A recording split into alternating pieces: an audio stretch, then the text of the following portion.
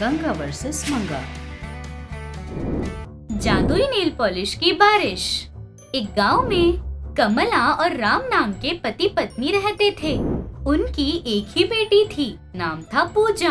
बहुत अच्छी लड़की थी। राम फसलों की मार्केट में हमाली का काम करता था। हर दिन गोनियां उठाने पर भी राम का घर नहीं चलता था, इसलिए कमला भी वही मार्केट में छोटा सा सब्जी का स्टॉल लगाकर बेच रही थी। ऐसे दोनों मेहनत करके अपनी बेटी को पढ़ाते थे। घर के सभी काम पूरे करके पूजा कॉलेज जाकर पढ़ती थी। ऐसे एक दिन पूजा कॉलेज जाते समय, माँ मैं कॉलेज जाकर आती हूँ। रुको बेटा, दोपहर में खाने के लिए खाना रखा है, लेकर जाओ। ऐसे बोलकर खाने का डब्बा ले आकर उसे देती है। वो डब्बा लेकर पूजा वहाँ से कॉलेज के लिए निकल जाती है। तो पूजा जिस कॉलेज में पढ़ रही थी, उस कॉलेज में कीर्ति भी पढ़ती थी। कीर्ति अमीर लड़की थी, वही सबसे खूबसूरत है, इस बात का हमेशा घमंड करती थी। कीर्ति को पूजा बिल्कुल नहीं पसंद थी। जब देखो कुछ न कुछ कहकर रुलाती रहती थी, लेकिन पूजा कीर्ति की बातों को नजरअंदाज कर देती थी। पूजा कॉलेज में क्लास खत्म होते ही दोपहर में लंच करने के लिए कैंटीन जाती है। माँ ने दिया हुआ खाने का डिब्बा खोलकर खा रही थी कि कीर्ति अपने दोस्तों के साथ आकर पूजा को देखकर, यही है क्या, अभी मजा चकाती हूँ, ऐसे बोलकर पूजा के बगल वाले टेबल पर बैठकर, अनु क्या खाएंगे, सबके लिए बिरयानी मंगा दूँ? हाँ कुछ भी मंगा दो। अच्छा तुम्हें एक बात पता है? क्या? फिर से तुम्हारी माँ ने तुम्हारे लिए कुछ लाया क्या? लेकर आए क्या? लेकर आए हैं। मेरे अंकल अमेरिका से आते वक्त नेल पॉलिश लेकर आए हैं। देखो कैसा है। बहुत अच्छा है। और वैसे भी कुछ लोगों को मैं कौन हूँ, मेरी हैसियत क्या है, समझ नहीं आ रहा। खाने के लिए खाना नहीं है, लेकिन घमंड तो कूट कूट कर भरा है। विनयी रहना चाहिए ना। हाँ, किसे बोल रही हो तुम? और किसे, ये बगल में है ना पूजा मैडम। पहनने के लिए कपड़े ढंग के नहीं, लेकिन बातें तो इतनी बड़ी बड़ी करती है। ऐसे बोल रही थी, लेकिन पूजा पलटकर जवाब दिए बिना वहाँ से उठकर बाहर आ जाती है। मन में उदास होकर घर आती है। हर दिन उसके क्लासमेट्स और कीर्ति कर रहे अपमान को सोच सोच कर बहुत रो रही थी। तभी उसकी माँ कमला मार्केट से घर आकर रोती हुई पूजा को देखकर घबराते हुए उसके पास जाकर, बेटा पूजा क्या हुआ, क्यों रो रही हो? कुछ नहीं माँ, आँखों में कचरा गया, जल रहा है बस, ऐसे बोलकर उठकर वहाँ से चली जाती है। अगले दिन सुबह कमला पूजा को रसोई घर से आवाज लगाते हुए, बेटा पूजा, पूजा। हाँ माँ आ रही हूँ। ऐसे माँ के पास आकर, क्या माँ? सब्जियाँ खत्म हो गई है बेटा, मार्केट बगल में ही है ना, पापा से कहकर सब्जियाँ ले आओ। अच्छा माँ। ऐसे पीछे मुड़कर जा रही थी कि कमला, बेटा पूजा आँखों से कचरा निकल गया, ऐसे कहती है। वो बात सुनते ही पूजा वहीं पर खड़े रह गई। तुम्हारी तकलीफों को आँखों का कचरा बताकर अपने आप में ही रो रही हो बेटा, वो तकलीफ मुझे बता सकती हो ना? बताने से तकलीफ कम नहीं होगी माँ, हमारी किस्मत ऐसी है, सोचकर जीना होगा बस। मैं जाकर सब्जियाँ ले आती हूँ, ऐसे बोलकर वहाँ से चली जाती है। कमला मन में, भगवान इस गरीब के कोख में क्यों इसे दे दिया भगवान, ऐसे उदास हो रही थी। पूजा मार्केट जाकर अपने पिता से कहकर सारी जरूरत की सब्जियां लेकर घर आ रही थी। रास्ते में एक बुढ़ा आदमी रोड के बगल में बैठकर, बेटा बहुत प्यास लगी है, भूख लगी है, प्यास लगी है, प्यास भूख लगी है, ऐसे नीचे लेटकर तड़प रहा था। उसे देखकर भी कोई उसके करीब जाकर उसकी भूख और प्यास नहीं मिटा रहा था। लेकिन सामने से आ रही पूजा उस बुढ़े आदमी को देखकर करीब आकर, दादा क्या चाहिए? बेटा बहुत प्यास लगी है बेटा, मुंह सूख रहा है, थोड़ा पानी दे दो बेटा। अरे दादा आप घबराइए मत, मैं अभी जाकर पानी ले आती हूँ।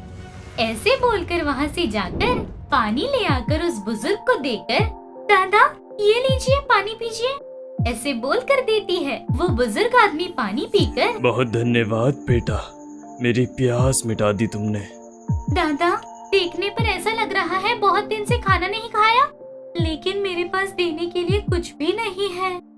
ऐसे थोड़ी देर रुककर, दादा ये लो मेरे पास टमाटर है, अभी के लिए ये खा लीजिए, थोड़ी तो शक्ति आएगी ना।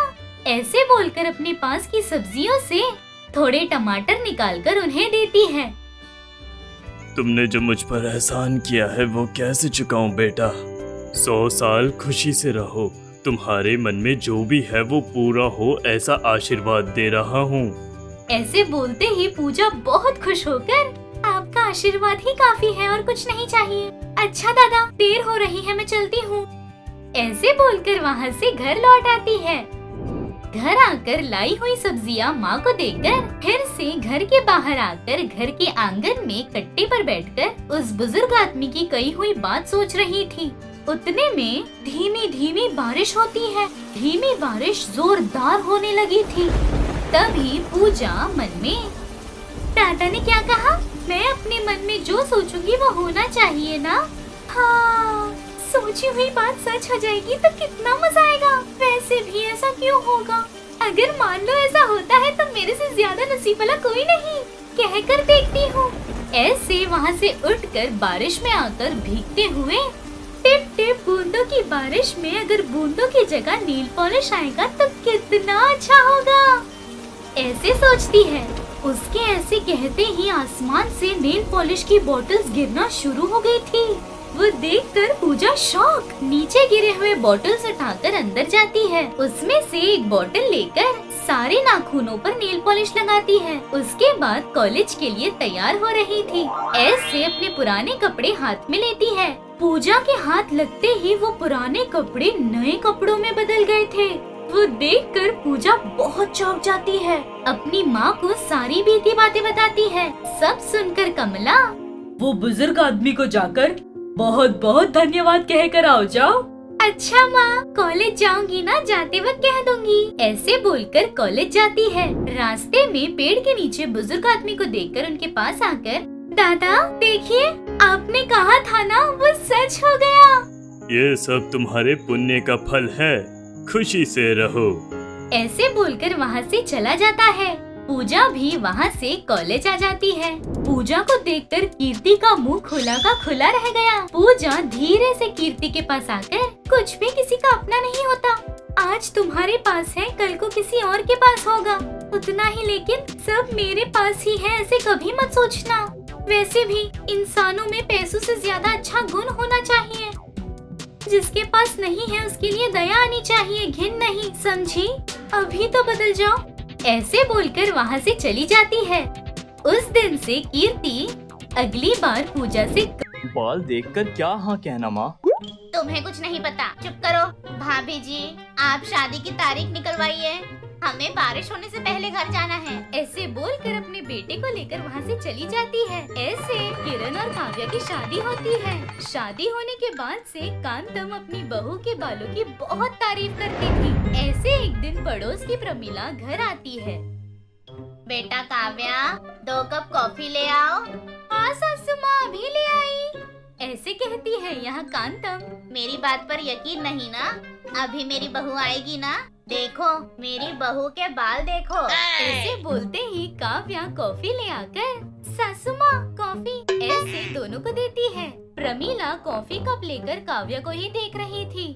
हाँ, अब बोलो कैसा है? सच में भाभी, तुम्हारे बोलने पर क्या ही सोचा मैंने। तुम्हारी बहू के बाल बहुत अच्छे हैं, खूबसूरत भी है। कहते ही काव्या शॉक। क्या लगा तुम्हें? उसके बाल देखते ही शादी के लिए हाँ कह दिया। बहुत अच्छा काम किया भाभी। ऐसे दोनों बात कर रहे थे कि काव्या, ये क्या, ये मेरे बालों के बारे में गांव भर बोल रही है। बाप रे, अब क्या करूं? ये ओरिजिनल नहीं विग है कहूंगी तो सांसें थम जाएंगी इनकी। ऐसे मन में सोच रही थी। कॉफी कैसी है ये पूछिए ना, विग के बारे में अभी क्यों? क्या बोला तुमने, विग? कहते ही परेशान होकर, वो विग नहीं सासू माँ, मग में पानी डालना है। आप कॉफी पीजिए, मैं अभी आती हूँ। ऐसे कहकर वहाँ से चली जाती है। काव्या के मन में हमेशा एक ही बात चल रही थी। उसकी सास को ये बात पता चल गई तो क्या होगा, ये अपने आप में ही सोच रही थी। ऐसे कुछ दिन गुजरते हैं। एक दिन काव्या अपने कमरे में बैठकर कुछ सोच रही थी कि तभी किरण आकर, क्या है, क्या सोच रही हो? मुझे डर लग रहा है किरण, तुम्हारी माँ को मेरे गंजेपन के बारे में बिना बताए विग लगाकर शादी की है। अभी अगर ये बात तुम्हारी माँ को पता चल गई, कैसे रिएक्ट करेंगी क्या पता। माताएं क्या क्या कहेंगी सोचकर ही डर लग रहा है। कुछ नहीं होगा, मैं हूँ ना, तुम ऐसे डरो मत। ऐसे कहते ही कांतम आकर गुस्से से काव्या, ऐसे जोर से चिल्लाती है। उस आवाज से दोनों डर के कांतम की तरफ मुड़ते हैं। सासू माँ, आप कब आई? हाँ, तुम्हारे विक की बात मेरे से छुपाकर शादी की ना, तब से यही हूँ। कहते ही दोनों शॉक। बाप रे, कितना बड़ा धोखा। मैंने तुमसे कितनी बार कहा तुम्हारे बाल मुझे पसंद आए, एक भी बार सच कहा विक कहकर? माफ कीजिए सासू माँ।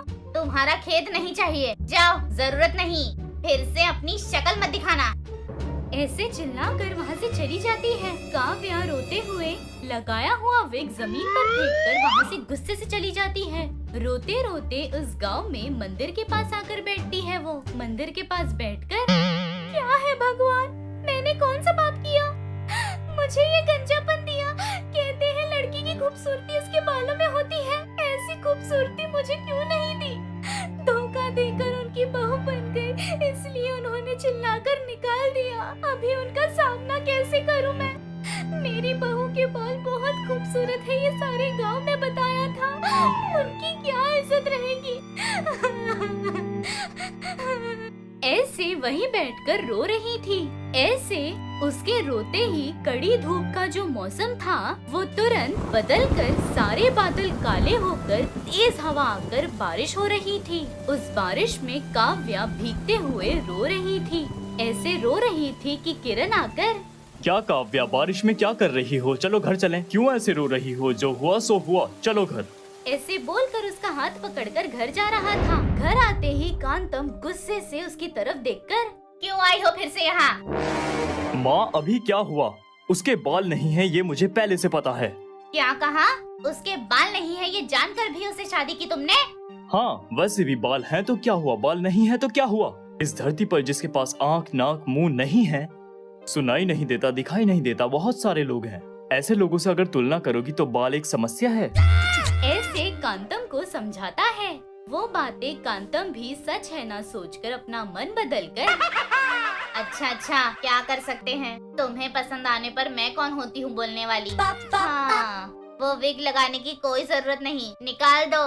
ऐसे कहती है। काव्या सर पर हाथ रखकर, सासू माँ, ये विग नहीं, सच है, मुझे बाल कैसे आए? मेरा विग तो निकाल दिया था। ऐसे बीती सारी बातें बताती है। वो सब सुनकर कांतम, क्या बारिश में भीगने से बाल आ गए? मैं भी अभी जाकर भीगती हूँ। ऐसे कहकर अपने सर से विग निकालकर भागते हुए बाहर जाती है। वो देखकर किरण, काव्या दोनों शॉक।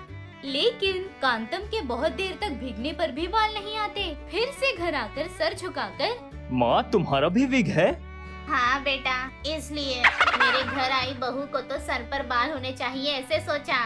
कहते ही दोनों धीरे से हंसते हैं। जाने दो, मेरी बहू को अभी बहुत बाल है, वो काफी है मेरे लिए। ऐसे वो भी हंस रही थी। ऐसे